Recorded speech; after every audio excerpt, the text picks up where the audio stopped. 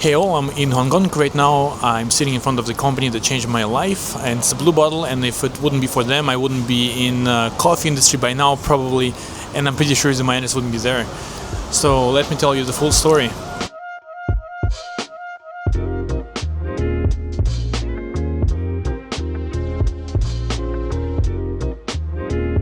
So the whole story started in 2017, where I was maybe just 20 years old and I had my first coffee shop under the brand Barra Higgles.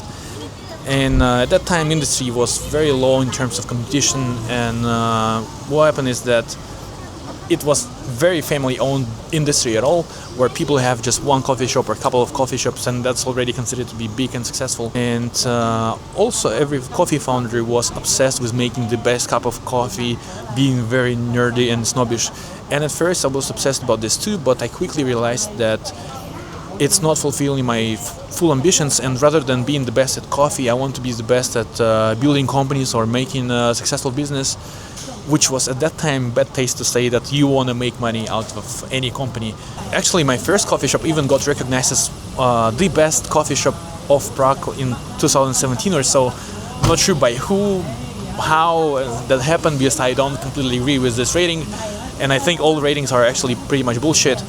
But nevertheless, even though I got some recognition, which was crazy, I was an immigrant just living in Prague for a couple of years at that time. My coffee shop was making around 200,000 euros per year, which wasn't cool. So I had these controversial things, which is, I have the best coffee shop in Prague, but it's not even a business, it's full self-employment, where the only way to actually survive and have some nice lifestyle is to actually work behind the bar and be one-man show. And as I wanted to build a successful company rather than just have any coffee shop, I was standing on this crossroad, whether I'm switching the industry and finding something more scalable and something maybe easier, or I'm completely changing my strategy. But before giving up, I decided to give it another shot, and I've decided that I need to go and research what other cases are happening in the world.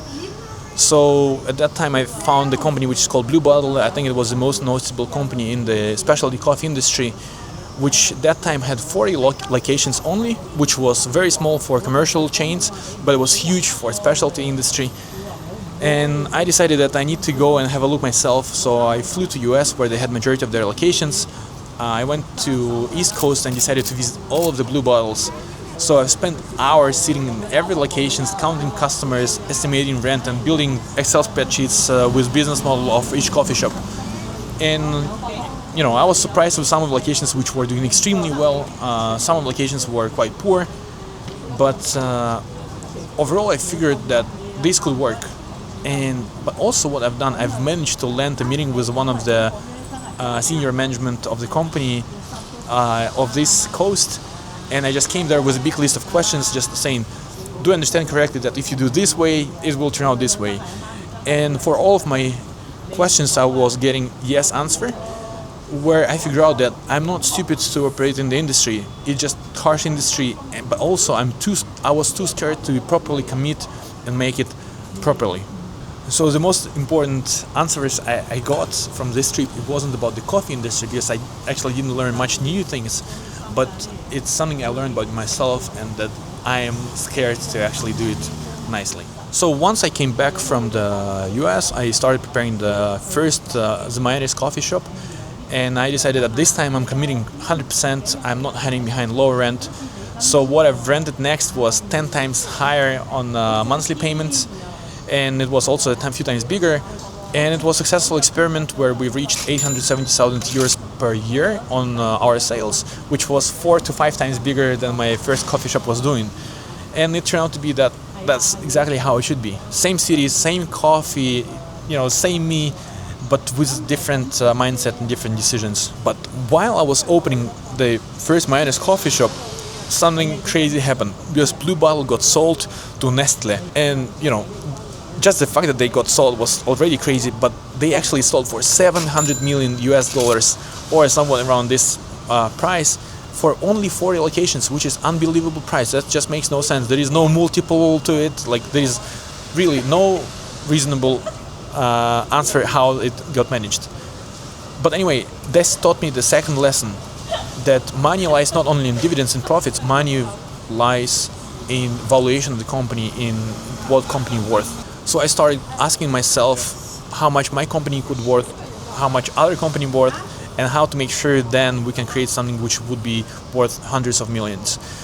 So after research, there were actually a lot of different cases in Europe and in US again for sure, but also in Asia, which were crazy. And I figured out that once your company is at least middle size, which means like probably a couple of tens of millions euros in sales, then the multiple can be anywhere from 10x EBITDA to probably 17x EBITDA, and that considered to be average, not the best, because again, in Blue Bottle, I'm pretty sure it was measured in hundreds or thousands. So meaning that if you build a company which is running for 100 million sales a year, and it has 10% profit margin, which means you have 10 million EBITDA per year, you can potentially sell it for like 100 to 150 million euros, and that would be considered to be normal. Here I quickly realized that my goal is not to open 2 shops or 3 shops and then optimize it and leave it on the dividends, but my goal is to actually can keep reinvesting, keep getting more funds, and get to the top 3 probably brands in Europe. As the higher you get in this brand awareness and brand positioning, also higher your multiple is. And even though the goal is not necessarily to sell the company, but having the chance to sell it nicely and actually making the company which is worth buying, it's playing totally different game than just creating a few shops and optimizing it to get out some money. And the plot of the whole story is that recently Blue Bottle got sold again. It happened about months ago. It got sold to a Chinese company, the same fund that owns Luckin Coffee. But interestingly enough, they sold for less money. Now the valuation was about 400 million, which is almost half from their previous, even though they tripled in their number of stores over the last period.